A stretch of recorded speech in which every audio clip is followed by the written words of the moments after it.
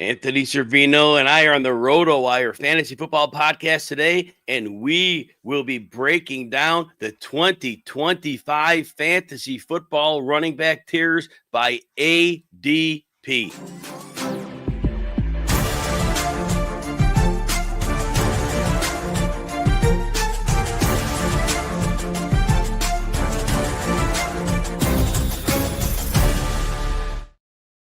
Welcome to the Rotowire Fantasy Football Podcast, sponsored by Circa Resort and Casino. Again, I'm Jim Coventry, joined by Anthony Cervino. And before we dive in today's show, let's hit a couple season-long player props that we really like right now. Now, we're using the Rotowire Picks tool to break these down. It's part of a Rotowire subscription, and honestly, it's one of the sharpest edges you can have heading into the season. Anthony, I'm going to start out with Jahmyr Gibbs here, and then you're going to talk about Quinshon Judkins after that. So Anthony's loading up the tool right here, and as Anthony's told you, if you've watched in the past, we have all the different betting markets covered on this, and it separates which numbers are optimal. So it's for Jahmyr Gibbs. I see at Underdog, I can get his rushing number at 999.5 yards. Now, if I went to Bet Caesars, I would have, or I should say Caesars Sportsbook, pardon me, I would have to pay 51 more yards. It'd be 1,050. So if I'm going to bet the more on Jahmyr Gibbs, then I want to do it on Underdog, and of course, you can parlay those with other picks together and make a killing on that. But why is Gibbs going over this? Look, last year, 17 games, 4 of them without Montgomery, but he still gets 1,400 yards. Even in the 15 games with Montgomery, he had 1,047 yards. So you go to 2023, 15 games, 182 carries, 945. But he's been well over 5 yards per carry. He's only getting more involved in this offense. The defense should be better, and they should be able to run the ball. So, Anthony, all day long, I'm on Jahmyr Gibbs, more than 999.5 yards at Underdog. Yeah, so I'm going to talk about Judkins. By the way, I'm also in on the over on Gibbs. But as I pull up Quinshon Judkins, obviously expected to be the guy in the Cleveland Browns backfield, you can get the over on his rushing yard total, 625.5 yards on Caesars Sportsbook. If you look at pick'em sites, Underdog, Prize Picks, they have him at 675.5. So obviously the play here is taking the straight bet over on Caesars. The Rotowire projection, we have him at 938 yards. This is a wide open backfield. Judkins, even though there's the presence of Sampson and Jerome Ford, he's fully expected to be the guy, especially the early down in between the tackles work. This Cleveland offense under Stefanski, they've powered big-time running back production with Nick Chubb and even to an extent Kareem Hunt. So this is a very attainable line. We also have to figure the quarterback room. It's either going to be really old or really young. And I fully expect Quinshon Judkins to carry the load of this offense. 625.5 yards is a smash over on Caesars. If you want to know for perspective, Jerome Ford rushed for 565 yards on 104 carries. If Jerome Ford is getting 565 yards, Quinshon Judkins, there's no such thing as a lock in betting, okay? Yeah. But from a probability standpoint, Anthony's spot on. Quinshon Judkins is the way to go. Now, if you want access to this great tool, go to rotowire.com, pick your favorite product or subscription. Use the code ROTO15, ROTO15, to score your 15% discount. Again, rotowire.com, ROTO15 at checkout. All right, running back ADP tiers. Anthony and I will go through these with some sense of being quick about it. Bijan Robinson, tier 1. There are four running backs in tier 1, but they're kind of, this is like a tier 1 at the very top. The top 2 are pretty much always Bijan Robinson and Barkley. Anthony, with Robinson, I'm just going to say this. Once this team broke the bye last week, we saw Robinson averaging a ton of carries. Realistically, he was a beast down the stretch. When Michael Penix came in, they went more run heavy than ever. I expect this to be Bijan Robinson's offense, no questions asked. He is going to have a monster season with massive, massive upside. The receiving up and down. Some weeks he gets targets, some he doesn't. But regardless, he's the guy. Anthony? Yeah, when it comes to Saquon Barkley, there's a reason why both of these guys are together in tier one. You just broke down why Bijan Robinson might have the edge. Last year, when it comes to Saquon Barkley, he got the job done with efficiency and more so carries. He was involved in the passing game, but not enough to really bank on that. When we're looking at this Philadelphia offense, we're looking at one of the best, if not the best offensive line in the NFL. We're looking at a backfield he must share with Jalen Hurts. Terrific outside weapons at wide receiver. So it is really hard just to focus on Saquon like teams used to do in the past with the New York Giants. It's just a different story. It reminds me of Derrick Henry's situation with the Baltimore Ravens. As long as Saquon Barkley, and I think this is the big one, can stay healthy, I fully expect another big year from fantasy football for Saquon. We also have to keep in perspective the league voting on the tush push. If the tush push is taken away from the Philadelphia Eagles, Barkley's touchdown upside skyrockets through the roof. And that will be found out this week. Apparently, Tuesday, May 20th, Wednesday, May 21st, the league owners are meeting. So we will have a little more clarity very, very soon. So now the rest of tier one is a tier 1A because Barkley and Robinson are like the clear 1-2. Yeah. But then your next tier is Jahmyr, Gibbs, and Ashton, Jeanty. For Jahmyr Gibbs, there's a little risk. And the risk is this: David Montgomery. We don't know if the genie's been let out of the bottle at the end of last season when Montgomery was hurt and Gibbs was erupting. Like, it was through the roof performance. And he had at least 105 rushing yards in each of the 4 games Montgomery missed, but the fantasy points were 25, 30s. It was incredible. But don't forget, during the regular part of the season before Montgomery was hurt, Gibbs commonly 12 carries, 1 to 4 receptions. He'd usually score 15 PPR points in a game. He only went over 20 PPR points 3 times in 14 games with Montgomery healthy. So that's the risk. If it goes back to the way things were, then Gibbs may not be the massive player at the 3rd running back off the board. That's the risk. But if the genie's out of the bottle and they now make him the clear 1 and Montgomery the clear 2, then Gibbs rocks this ADP. Anthony?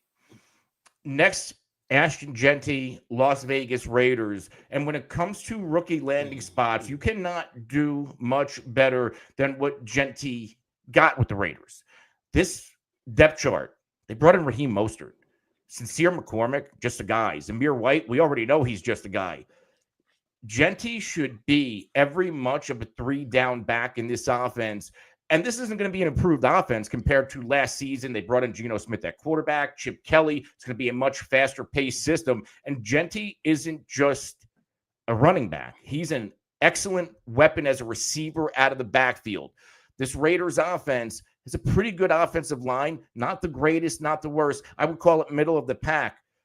I get it's tough to draft a rookie, especially at running back, in the back of the 1st round, but he should absolutely positively, because of this potential opportunity share, be drafted at his price point. And circling a while back, we had a question. And the question was, if Saquon Barkley gets hurt, is it Shipley or A.J. Dillon to get more reps? Look, A.J. Dillon, since his rookie year, was decline, and injured. He was a horribly inefficient back. I think he could struggle to make the roster. Fine if he does. But I think the lack of investment in running back, I assume Shipley at this point will be the takeover. Do you see it differently, Anthony? If anything, maybe A.J. Dillon handles the goal line work because he's a bigger body back. But I agree with you in terms of who's going to get more run. Probably Shipley. Yeah. Hey, fantasy football fans, why settle for your buddy's basement when you can draft in Las Vegas? Circa Resort and Casino is giving one league the ultimate fantasy football experience. 2-night stay, a welcome bash at the Legacy Club, and your draft at a private stadium, swim cabana, giant screens, DJs, the whole vibe. Plus, you get limo service and your own spot on the world's biggest sportsbook. Must be 21 or over to enter. Head to circalasvegas.com for all the info. This year, make your draft unforgettable, only at Circa. Anthony, tier 2, it's a pretty good list here. We have about 4 running backs in here, and it's topped off by Christian McCaffrey of the San Francisco 49ers. Now, look, last year it was a lost season. McCaffrey had Achilles injuries. It wasn't a tear. I'm not sure what the term for it was, but both feet were a problem. Then he came back. His knee was injured, and it was a bit of a problem. So he was shut down. Well, he is extremely healthy this camp, or I should say preseason. The team is committed to giving him as much work as he can handle. In terms of career rushing attempts, McCaffrey only has 1,347. That's not like this insane tread on the tire. He's still only 29. Look, the 49ers are going to give him all the work he can handle. And in the prior 2 seasons before last year's injury debacle, he was seeing plenty of work, huge production. He could be the number 1 overall running back. Now, you're gambling, right, because of last year's injury, but he's still not 30. I'm willing to bet on him. Anthony, any quick thought there and moving on after that? Yeah, when you look at Christian McCaffrey, there's not much of a difference between CMC last year going to the season when he was the number 1 or number 2 player off the board, and this year. All it is the injury risk, and that's baked into the price. There are not too many running backs you're going to run into in fantasy football that you can get probably early second round who has legitimate RB1 upside. That's CMC. It is 110% worth the gamble, especially, you could be in a situation where you could draft Bijan Robinson and maybe you're in a league when people are scared to death of CMC. Who knows? Maybe he falls to the back of the second and you can double tap both. You definitely could. Anthony, before the next player you're going to take here, we had a question about would we draft Ashton Jeanty at 103? Here's the one reason you'd consider it. If you believe that David Montgomery is going to resume the same role he had last year, and Gibbs is going to have that same role with Montgomery, where it's 12 to 14 carries, it's 1 to 4 targets, it's 15 PPR points a game, then at that point, Jeanty has the backfield himself. He's got Pete Carroll. He's got Chip Kelly. They're going to run. So that would be the case for taking Jeanty if you wanted a running back at 103. Anything quick on that? No, I agree. I'm in on Jeanty. Again, it's all about the landing spot. Maybe if he's in with another team without that clear path to 3-down work, I might feel different. But this is a dream landing spot for Ashton Jeanty. Our next running back is Devon Achane. I'm going to say this before Anthony takes over. Achane's a superstar, okay? We don't question him. When he gets the ball, he had like 78 catches last year. But I want to point this out. Tua Tagovailoa missed 4 games last year. In those 4 games, Achane averaged 7.1 PPR points. Teams loaded the box. Tua wasn't there to dump the ball off to him. So if you're betting on Achane at this high price, you're betting on Tua to stay healthy. And that always terrifies me. I don't question Achane's talent. But again, if Tua misses time, we could get that 4 weeks of 7.1 points, and that's not great. Anthony? Yeah, I'm a Devon Achane guy. I get there's the risk of the Tua injury. But I'm going to take that risk. What we've seen from Devon Achane in back-to-back years, like the biggest ding on Achane going into last season was durability. Can he handle the workload? He checked off every box, stayed healthy, full 17 games. Yes, he was in and out of games, banged up, but that happens to everybody. Still the RB6 in points per game. Still gave us that high-octane production, even though the workload increased. But the one part of his workload that I absolutely love is the fact that 15.3% of the team targets, 96th percentile, 16 and a half touches per game for a player of his size, and still managed to play all 17 games. Now, I talked about McCaffrey saying it's hard to find a running back with legit RB1 upside. I think there is a world where if we're drafting Devon Achane, he has an overall RB1 ceiling. Now, a lot of things have to go right, but if we get the Miami offense of Achane's rookie year, where that passing attack is flying and those holes are wide open for Achane, yeah, I think there's a path to overall RB1 for Achane. Derrick Henry of the Baltimore Ravens is next. The Ravens, and you've heard me say this on shows if you listened to me before, the Ravens made 2 big changes in their running offense last year. In week 3, they got their fullback Patrick Ricard on the field more, and then all of a sudden Henry's production started going up into a very strong level. In about week 11, they went into a shotgun-based offense where when defenses charged Henry, then Lamar just took off. And in those last 5 games, including the playoffs, the Ravens offense was running at elite level. And here's what you got from Henry in those 5 games. Again, this includes the playoffs. He rushed for at least 100 38 yards in 4 of those 5 games. And in those 5 games, he averaged 23 carries, 143 yards, and 1.2 touchdowns. Now, he's not a big factor in the passing game. So if you're in a PPR league, I still think the fact he broke his foot in 2021. He missed a half a season. He has not missed like any other time, maybe one game in a season. He does not miss time. So knowing the Ravens have perfected this rushing offense, it's going to be that second part of the season all year long. And I think Henry is a great pick right around that running back 5 or so range. Anthony? Yeah, RB4 last year in points per game. And with that ceiling, in theory, he should be probably back of the first round when it comes to where we're drafting him, but we're not. I still think people are worried about Lamar being more active in the red zone. I think people are worried about Derrick Henry's age falling off, even though he had his most prolific season last year. When he's been at his oldest, the Ravens extended him. I don't see much changing with this offense. Like you said, it is all systems go for drafting Derrick Henry. Jonathan Taylor's the last person in this tier. And look, you're betting on health, and the health has not been great. Ankles have been a problem. But I'll tell you this, when we ended 2024, Jonathan Taylor was on fire from week 14 on. Last 4 games, I should say. He averaged 29 carries, 157 yards, and 1.5 touchdowns. Now, he had only had one 20-point PPR game through week 14, and he didn't hit 115 yards. But in those last 4 games, we saw the team commit to him. Now, remember, they did lose 3 offensive linemen this year, so this could be a problem. I'm still concerned about his injury. I think Taylor is too boom or bust because of what we've seen in that 4-game sample. I love it, but it's not enough for me. I'm probably fading Jonathan Taylor at this point, although it's not a talent issue. It's a durability and now an offensive line issue. Yeah, I'm with you. I'm not completely out on Jonathan Taylor, but if you look at the backs going ahead of him that we just talked about in this tier, if one of those other guys are on the board, I'm willing to go there. And we'll talk about a few guys in tier 3 in a little bit. I would rather have all 3 than Jonathan Taylor because I think there's just a little bit less risk because Taylor always ran behind an excellent offensive line. We saw that scale back last season. Taylor's efficiency dropped, and now they lost 2 key pieces. What is that going to do for the efficiency of Jonathan Taylor?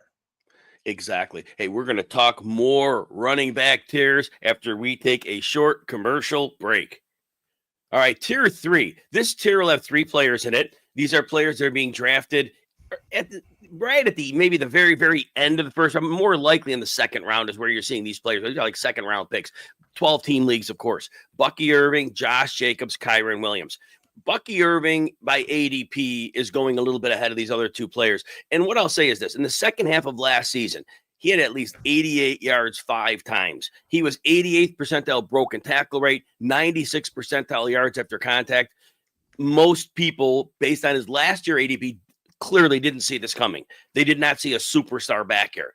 And we have concerns because this offense ran perfectly last year. Liam Cohen had all the right dials turned. The passing game was beautiful. The running game was beautiful. The quarterback run game was beautiful. The offensive line still good. And now Josh Grizzard takes over. All right, so what do we get? We don't know. He was on the staff, but that usually never works out the same way. And sometimes play calling, play design, all these things factor in.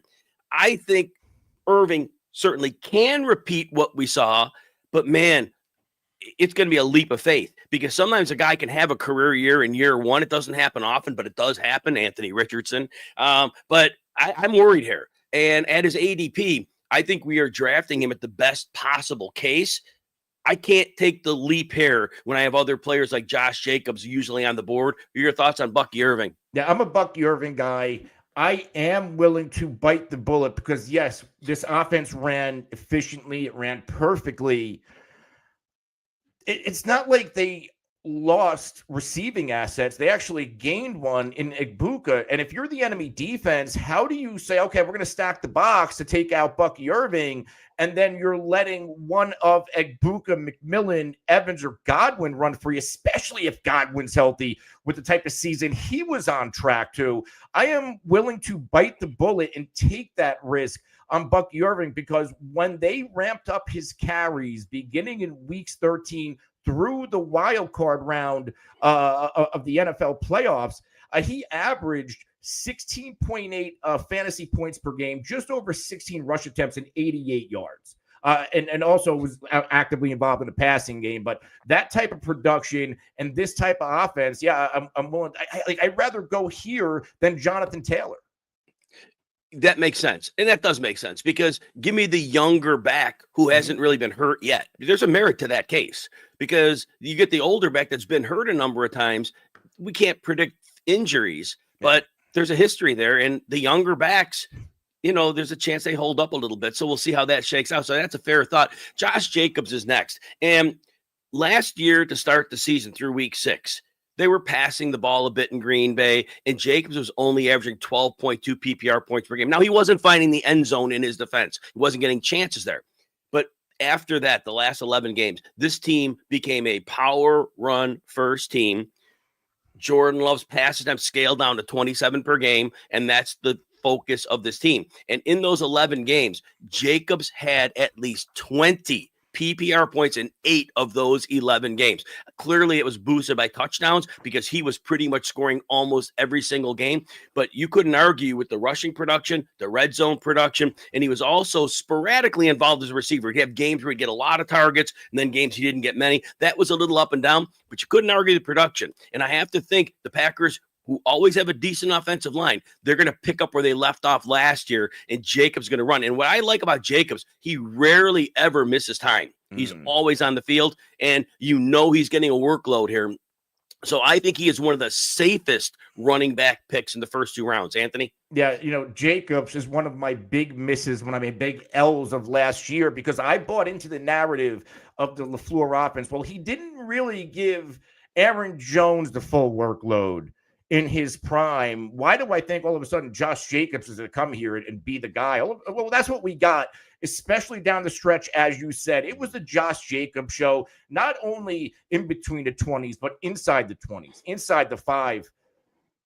I cannot not be in on Josh Jacobs this year, because the Packers were winning their most football games when it was the Josh Jacobs show, and they were limiting Jordan Love's throws, because we know if Jordan Love throws it more than 30 times a game, he's going to make mistakes. Down that stretch, I think Jordan Love only had 1 turnover in the second half, 1 interception, when it was a heavy featured Josh Jacobs offense. I'm going to go all in when it comes to Josh Jacobs this year, because again, last year was one of my biggest misses. The last player in this tier is Kyren Williams. And Williams is very interesting because last year, Blake Corum gets drafted in the 3rd round, and Williams was I believe, a 5th round pick. And Corum, based on testing, appeared like he could have been a better player. Corum had a little bit of work, didn't get much at all. It was a Kyren Williams show, as you said about Josh Jacobs earlier with his show. Well, this year, 4th round pick on Jarquez Hunter. So what the heck are they doing in Los Angeles? They're investing in the running back position, but the offseason talk was about they want to tie up Kyren Williams on a long-term deal. So I don't know, that hasn't had any traction since, but they clearly want him, but they're bringing in more backs. But yet Williams is dominating work. And understand, Williams only had 1 game with PPR single-digit points, and it was 8.5. That wasn't like a bad game. He had at least 20 points only 4 times. So he had a very high floor. Yes. The ceiling was reasonable. He didn't have all those touchdowns that he had 2 years ago. Now, point this out. Of those 4 20-point PPR games, only 1 of those came in his last 11 games. So Kyren Williams is right now, he's a high floor player. We assume that Sean Payton told us last year, Williams is the guy no matter how many running backs are on the roster. But again, if you want a floor play, but remember, Williams had 2 and 3 years ago was hurt a lot. Last year, he skated through with no injuries. So I think, again, he doesn't have the ceiling for me to want to aggressively target him here. But if you like the floor, I understand. Anthony? Yeah, I'm with you, especially now with Devontae Adams in the mix, especially now. I get Tyler Higbee's up there. He's still around, but they drafted Ferguson, who could be potentially the future of that tight end position. I think he's going to be an upgrade over Parkinson. I think about Kyren Williams as that terrific high floor play. for example, let's say you spend your first 2 rounds wide receiver, and you want an anchor running back. I'm less willing to take a shot on Bucky Irving, and I love Bucky. He has more volatility than a guy like Kyren Williams, who week in and week out, we know he's going to get the workload. And, maybe he's not going to pop for over 20 points a game, but he's going to have that high floor. I want to build my team around it. Again, if you're taking your RB4 or RB1 in round 3, Kyren would be my go-to. In terms of touches, he was at 21.9 touches per game. That's 98th percentile. That is elite usage. Fairly, despite getting all those touches, still efficient, 65.7% yards after contact. So terrific running back. Would I love to see more usage in the passing game and on a goal line? Yes. But with that type of opportunity, he's a good building block piece in round 3, maybe even early round 4. Tier 4 is 2 players. They're going right around running back 12, 13 in drafts. We're looking at Chase Brown and Breece Hall. Now, Anthony, if I'm correct, we both were in on Chase Brown last year. I was never sold that Zach Moss was going to be the guy there, although they started him. He was the starter week 1. Cincinnati, I just don't get it, but that's what they did. Anyway, I want to point this out. Even after week 3, when Moss was a factor for a little while, Brown had at least 13 PPR points in all but 2 games again after week 3. And then he started to overtake Moss, and then Moss got hurt and was out for the season. But then Brown, post-injury to Zach Moss, was the starter in week 9. And he had at least 19 PPR points in 6 of 8 games. And the beauty here is, look, they had Taj Brooks, 6th round, big back. Could he get some carries? Sure, but he's a 6th round pick. You never know quite how that pans out, but maybe he'll get some. Moss, we don't know about the neck injury, but again, I don't know that he's a factor. But here's the deal. As long as Joe Burrow, Jamar Chase, and T. Higgins are on that field, defenses are going to be playing way back to not give up big explosive plays, and Chase Brown's going to have free yards after the catch, lighter box at the goal line, because if they put the 2 receivers on the field, you can't jam everybody in. I can't stay away if I need a running back at this point. I'm drafting Chase Brown right about running back 13 because I don't see a situation changing. Yeah, they didn't bring in good enough competition. Samaje Perine, he's probably a change of pace guy. They drafted the rookie late. What Chase Brown did down the stretch from week 9 to week 17, 20.9 PPR points per game. He wasn't that efficient in terms of yards per touch, yards per carry. Pretty good yards after the contact. What I love here, because people were questioning durability and size, 17.7 touches per game, a little bit banged up, but didn't suffer any major injuries until I believe the ankle towards the end. Team targets, 10.3% of team targets, sharing an offense with those wide receivers you mentioned and Mike Gesicki. This Bengals offensive line, we know, year over year, is not great. Joe Burrow is going to get rid of the football and check that ball down to Chase Brown, which is very alluring because not only do we get the threat, they're going to be in a red zone a lot, he's going to get those end zone carries. Well, he's also going to get a lot of check down passes unless all of a sudden the Bengals offensive line morphs into the Great Wall of Dallas. We go to Breece Hall next, and I always have feel like a good, solid answer on a player. I have no good answer on Breece Hall. We don't know what he is right now because as a rookie, remember, he suffered the knee injury mid-season, but he was playing lights out. The big runs, he was insanely productive that rookie year. That's an ACL injury, and then he comes back the next year. But then he comes back the first 4 games in his second year, 2023. He's eased back the first 4 games. Remember Dalvin Cook getting in the mix. Well, after that, Breece Hall was a league winner. And remember, that was the year the Jets had like no quarterback. The offensive line was, if it weren't for the Giants being so horrible, this would have been the Jets line in 2023 would have been one of the worst I have ever seen. But Hall was a big time pass catcher in there. And he still was, his yards per carry were still decent. So then we go to 2024. Aaron Rodgers, okay, it's way better than what they had. The offensive line, they massively invested in that. Hall was in likely the best situation of his entire career. He goes down to 4.2 yards per carry. Broken tackle rate, 38th percentile. Yards after contact, 49th percentile. He was not anything close to what we saw the first 2 years in his best situation. But now, is Was it a toxic situation with Rodgers? Don't know. So this is an ADP on Breece Hall where it's tepid. You don't know what to do with it. It's like you're not making an aggressive push if you draft him. And we've seen he has top 3, top 4 running back upside. But we saw last year they mixed in Braylon Allen, they mixed in Isaiah Davis. The coaches have already said they've got multiple running backs they can use. I'm not aggressively targeting Hall because of the uncertainty, but I understand somebody who will because of the upside, Anthony. Yeah, I'm not somebody who will. I'm a glutton for punishment, I guess, with the New York Jets. I'm once again going to buy in. And one of the reasons why, we talked about earlier, the allure of Derrick Henry and the allure of Saquon Barkley, when you're tied to the backfield with a terrific running quarterback, and there's that threat. Well, arguably Justin Fields, you can make the case he's the best running quarterback in the NFL. That threat of the RPO, Tanner Engstrand coming over from Detroit. Yes, they use multiple backs there, but Breece Hall really profiles closer to Gibbs, which means his skill set as a receiver out of the backfield could be exploited. There were times last year where they were giving the ball to Braylon Allen where maybe Breece Hall should have been the guy. That coaching staff, I think, misused Breece Hall. All that being said, he still gave us 15.1 fantasy points per game, good as the RB 17. I feel like we're drafting him at his floor, and we know, as you said, he has that built-in ceiling. On a bad year, bad offense, 15.1 points per game, and we can get him, fourth round? I'm in.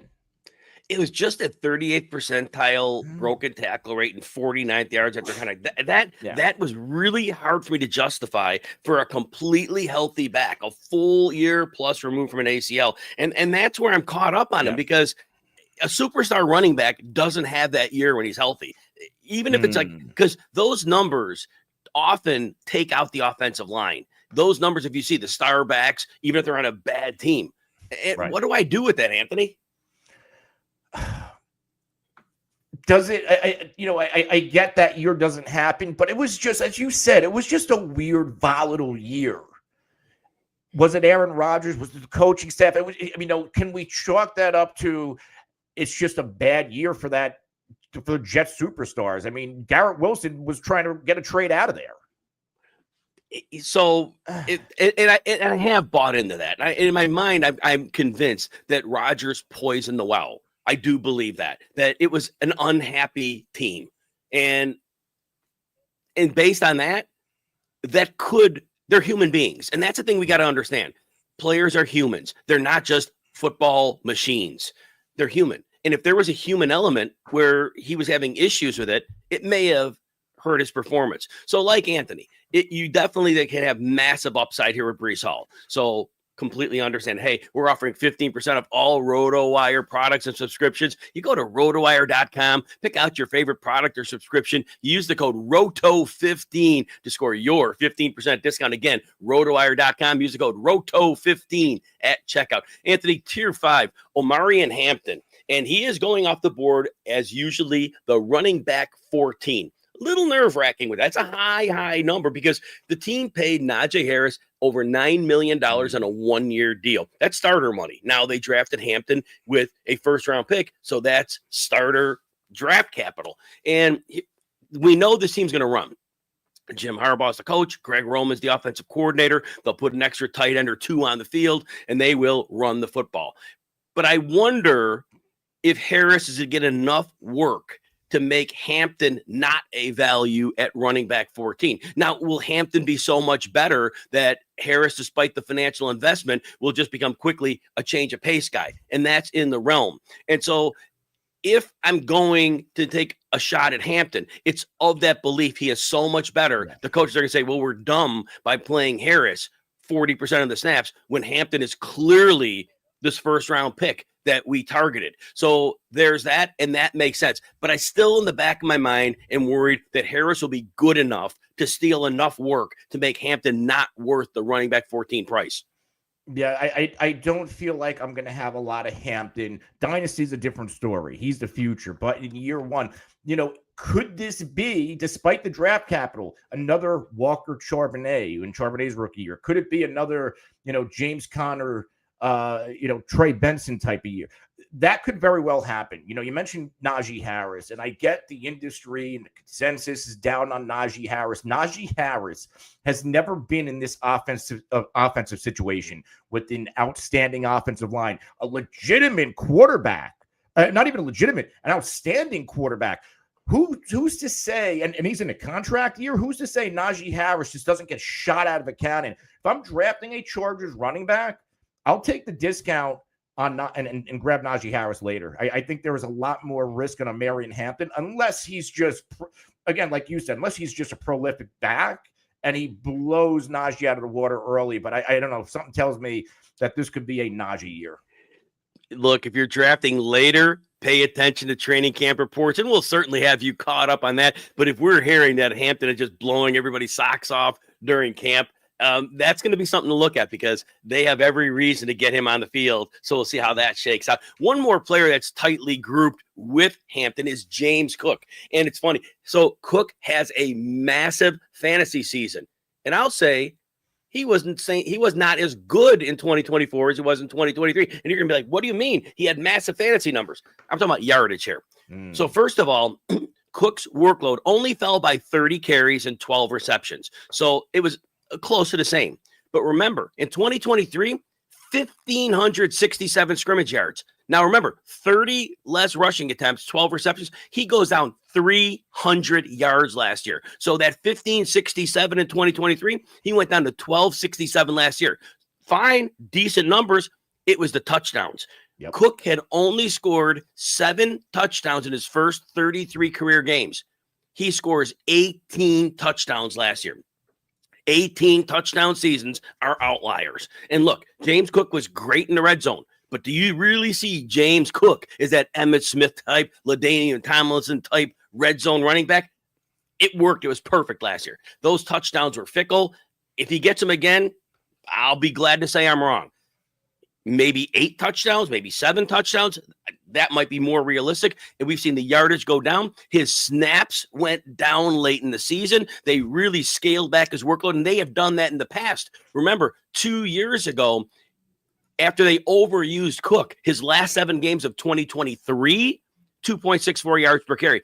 Cook says he wants more money, $15 million. He wants more work, but this team has already learned. If you overwork James Cook, the yardage takes a hit. Again, great fantasy numbers last year, but those touchdowns aren't there. He's going to be a trap. Thoughts? Yeah, I'm worried about James Cook, and I ate it last year because I wasn't in on him last year either. And obviously, those touchdowns popped. The efficiency just wasn't an efficient back in terms of yards per carry, yards per touch, as we've seen in the past. What version of the Bills' offense are we going to get when they're telling us? And I get these aren't superstar wide receivers, but Elijah Moore and they bring Josh Ball. They're actively telling us we want to be able to be more of an efficient throwing team. Also, Ray Davis. Ray Davis is a very, very good running back. And if there is a stalwart in terms of getting a deal done between James Cook and the Buffalo Bills, he's already holding out or saying he's holding out of voluntary workouts. Maybe we see Ray Davis get more, because when Ray Davis received opportunity last year, he filled that void well. He's also a bigger back. I think he could be more of the effective goal line back. James Cook is a running back to where I don't know if I'm going to have a lot of. So that said, we want you to be a part of the Rotowire community and our new improved Discord server. You share fantasy advice, follow Prop at the Tail, interact with some of your favorite Rotowire experts. You can join that conversation at rotowire.com/chat. So again, rotowire.com/chat. Check it out. Anthony, Tier 6 is, I took some players that were kind of outside of that, and I kind of mushed them in together here. But RJ Harvey, running back 21. Here's my thing. He's with Denver, with Sean Payton. I remember maybe 4 years ago, the year of age me, I remember when we had a first-round running back. Now, Harvey's a second round, of course, but first-round running back. His name was Clyde Edwards-Helaire. And we were all fired up because, man, he's playing for Andy Reid. This is the new Brian Westbrook. And we saw Clyde Edwards-Helaire get drafted in the first round of fantasy. Now, Harvey's going as a running back 21. That's a far cry from what we saw when we went crazy about Edwards-Helaire. But here's the thing. The Denver Broncos, who's on that depth chart? Jaleel McLaughlin? No, thanks. Audric Estime, maybe he takes some empty calorie touches between the 20s to preserve Harvey. But we know this. Offensive line, well-built, very good run blocking line. The defense, very good last year. They added a lot of talent. They're going to play with leads. They're going to play in close games. They're going to need to ride a running back. And we have seen Peyton be able to take running backs and make them massive fantasy deals. At running back 21, this is a very, very fair price. I will be happy to get as many shares of RJ Harvey as I can, even if there's risk that he's not what we thought he'd be. I'm completely in, and the situation, right? To me, situation is everything. Path to opportunity, it's wide open. Jaleel McLaughlin, Audric Estime. If RJ Harvey looks the part and cashes in on the hype, we could be looking at one of the biggest returns on investments at this ADP. And we know the Sean Payton offense, when it heavily uses its running backs, if we go back to the usage of Kamara and Ingram in New Orleans, I'm willing to even reach a few spots for more RJ Harvey this year. Now we move on. Quinshon Judkins, running back 23. And we had a comment earlier, and I understood it. Yes, Brown's offense was terrible last year, but there were a lot of reasons for that. Kevin Stefanski, when he inherited Deshaun Watson, he changed the whole focal point of his offense. If you remember Stefanski's roots, it was 2 tight ends, and they drafted Harold Fannin this year, and they would run the ball, and they would use play action, and it was very, very efficient. It was an outstanding offense. Baker Mayfield did very well in that until he tore up both shoulders in 2021. But that said, when Watson was there, what Stefanski had to do was run a spread offense because Watson was comfortable in shotgun, so the offense got scrapped. And so it was 3 receiver sets all day, shotgun. Well, Watson now is effectively out of the picture. The team has made comments. I know he's injured anyway, but I think they've moved past him. In my mind, there's no reason Stefanski doesn't go back to his roots here. Again, they drafted Harold Fannin, and they have another tight end. They can make this versatile thing happen. If they go in, the offensive line is not the dominant unit it was 3 years ago, but they're still good. Judkins is going to be in what I think is a run-heavy offense, very schemed up, and I think he is that 220-pound back that can handle the 3-down workload. The defense, look, they've still got the 3 corners that aren't as great as they were a few years ago, but they're good. They got Myles Garrett. The defense is good enough. This team's going to be able to run more than people think. Thoughts? Yeah, we talked about Judkins on the top of the show when we were looking at the picks and props tool. The over on his rushing yards line is more than fair, 625.5 yards over on Caesars. This offense, and you brought this point up, over 500 yards rushing for Jerome Ford. Right. And Quinshon Judkins, talent-wise, a big-time upgrade. This offense overall, I get scaled back offensive line talent-wise, a little bit older. Nick Chubb was a legitimate stud, superstar in this offense, and I think Judkins can very well fill those shoes. RB23, we could potentially be getting, I don't think it's crazy to say top 15 production if he is the guy. And I don't know if this offense is going to be bad as people think. Maybe it's Flacco. Maybe it's Shedeur Sanders. I think they're going to be able to throw the football a little bit. We saw the emergence last year of Jerry Jeudy. This offense has pieces, and I think it has enough pieces to produce a top 15 or at least a top 20 running back, which is still RB23. You get a top 20 year out of him. You're cashing in on that price. Yeah, I'm excited. If Judkins is at the point in the draft where I need a running back, the draft pedigree is important. I buy the talent. I had him as my second running back in this draft class. And remember, I believe that a lot of his draft value from by some has been chipped down because he split a backfield with Travion Henderson. They both were excellent backs. I think we hold that against both of them, but I don't see that being an issue. So let's go next to DeAndre Swift. Right now, he's the running back 28 in drafts. And here's the whole thing, Anthony.